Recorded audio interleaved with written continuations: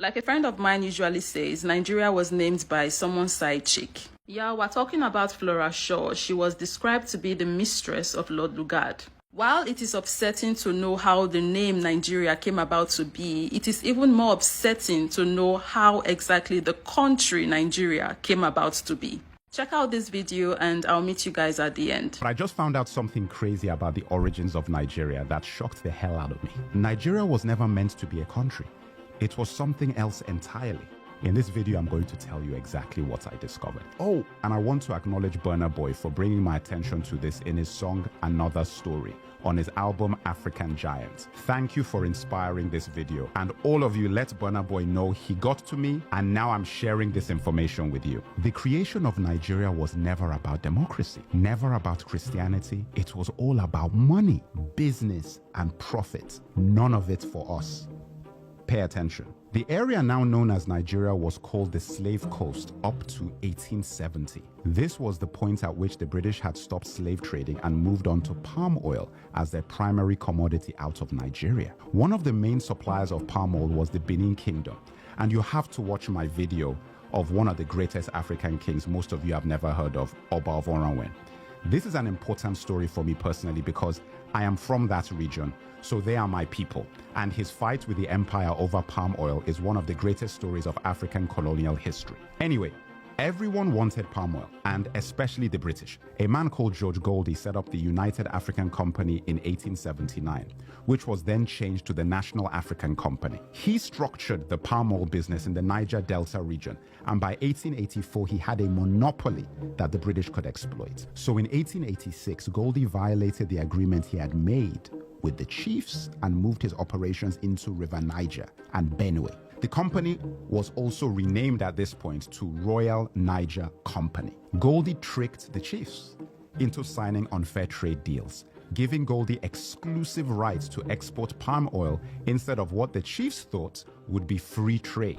These contracts were written in English, a language we didn't understand, and based on laws that were not our own. Now guys, this is similar to something I learned when I was in university about the deals done with the Native Americans in what is now known as the United States of America. Very similar thing where deals were done in contracts in English with laws that had nothing to do with the Native Americans. There was a meeting called the Berlin Conference in 1884 to 1885, set up by Germany's first chancellor, Otto von Bismarck.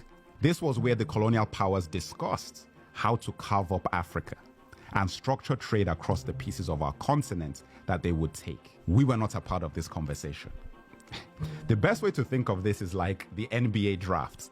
Guys were out there making bids between lunch breaks and spa sessions. At this conference, the kingdom of Opobo was given to Britain. When King Jaja of Opobo tried to export his own palm oil, he was accused of obstructing commerce and then exiled. How crazy is that? And on his way home in 1891, he was poisoned with a cup of tea. Guys, I couldn't make this stuff up. The Jaja of Opobo story made other chiefs in the region very wary of their deals with the British Empire. King Koko of Nembe Brass was one of those chiefs. He tried to take down the Royal Niger Company and attacked the company headquarters in Akassa, Bayelsa on January 29, 1895. King Koko captured 60 white men and lost 40 of his own soldiers. He used the 60 hostages to demand he be allowed free trade, the agreement he believed he had signed with the British company in the first place. They refused, and he killed 40 of his hostages. The British Royal Navy retaliated by leveling the city of Brass completely on February 20th, 1895. King Koko went into exile, and the British not only took control of the palm oil he once had, but also fined the people of his kingdom £500 as well as confiscating their weapons. Tragically, King Koko committed suicide in exile in 1898 after being branded an outlaw by the British company that had taken his kingdom, palm oil, and reputation. The Royal Niger Company sold its territory to the British government for £865,000 in the late 1800s. This territory was known as Nigeria.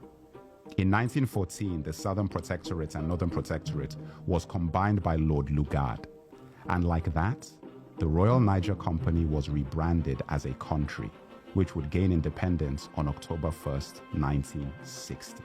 Lugard is a place in Nigeria today, like there's a street called Lugard in Ikoyi, The Royal Niger Company changed its name to the Niger Company Limited, and it was then acquired by Unilever. Unilever still operates in Nigeria to this day. And that, my brothers and sisters, is how Nigeria came to be. We have a long way to go to fix the country.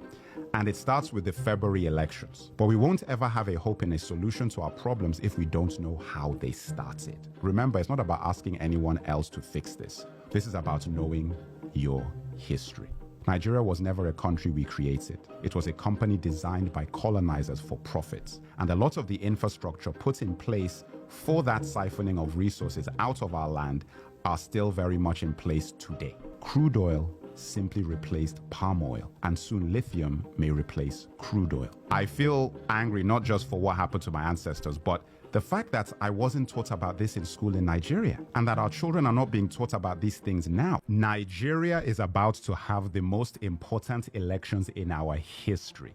The results will affect not only our country, but the entire region of West Africa, and in turn the rest of the world. Because you know that our resources are fueling a lot of people. Every Nigerian going to the polls should know everything about who we are and what we're up against and the creation of Nigeria. Yeah, that's the history of how Nigeria came to be. And the company Unilever is very much still active, not only in Nigeria, but in other countries across the continent.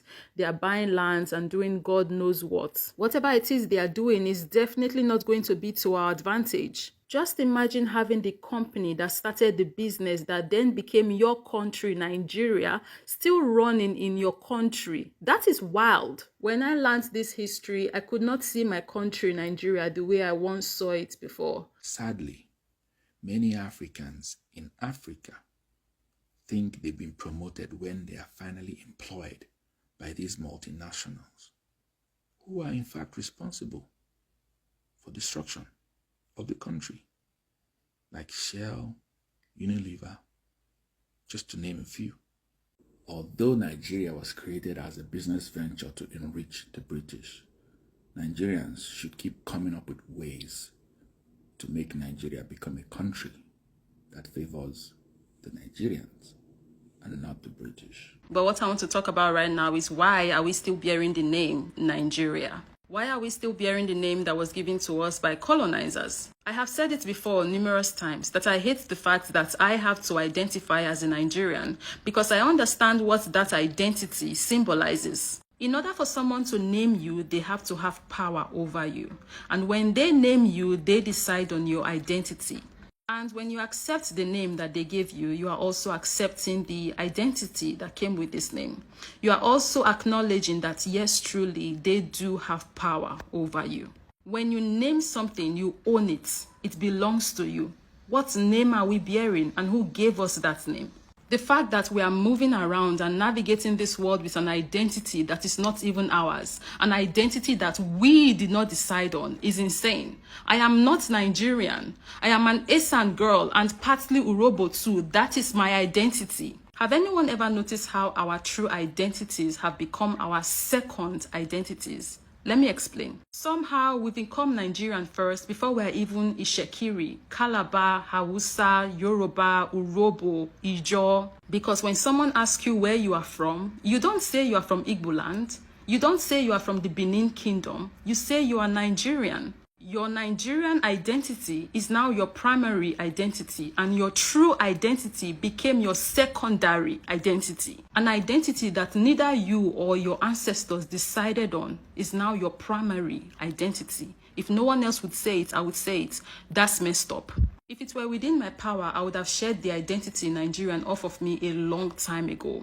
Don't get me wrong, I love my country and I love my countrymen, but the identity Nigerian isn't ours. If we must have a central name, we, the people, need to name ourselves and decide on our own identities. Guys, I know I went on a rant there. I was actually talking to Nigerians when I made that video. But you know, this is not an only Nigerian problem. It's actually a continental problem, right? This identity topic that we're on right now is a continental problem, as there are other countries in Africa that are still bearing names that were given to them by the colonial hoodlums, right? We have some countries that did change their names, good for them. Then we have countries like Nigeria and the other of them that, you know, didn't change their names. So it's this identity stuff that we have to deal with. right? Having people come to our own home and name us, that's insane, right? But when we leave the continent as well, we know that our family in the diaspora are dealing with the exact same issues, right? Because they had names that were, forced on them as well. They had their identities taken away from them as well. And just to be clear, this is not me saying that when it comes to this topic of identity, us on the continent and, our family in the diaspora is the exact same thing, because obviously it's not. It's, a different level entirely what happened to our family in the diaspora in regards to the topic of identity. And whilst we understand that what happened in the past happened, and unfortunately we cannot change that, I believe moving forward that there are decisions that we can make to re-identify ourselves how we want to be identified, right? I hope you guys could understand what I was trying to say here. I hope my meaning came across well, because lately my vocabulary has not been vocabularying. And let's not even talk about the tongue ties I have been experiencing lately. Sometimes I'm like, oh my God, I wish I could just make the entire video in Pidgin English. Because it's crazy. But anyways, guys, we've come to the end of this video. Yeah, that's it about Nigeria, the history, the origin of Nigeria, and who named us. It's crazy, it's wild, it's annoying, it's heartbreaking, it's sad, it's all of that, right? But we move. Yeah, we move. Let me know down below in the comment section what you think about this video, and I'll see you guys in the next one.